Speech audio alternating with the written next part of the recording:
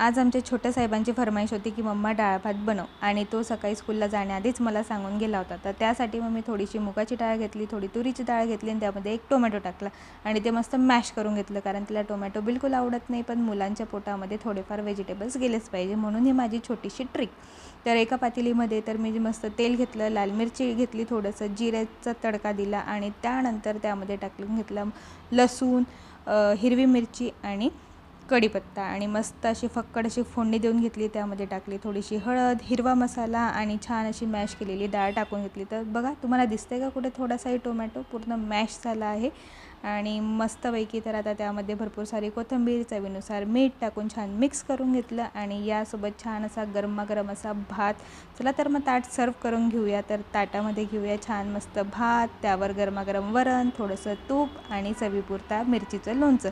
तर चला मग पटपट तर चॅनलला सबस्क्राईब करा।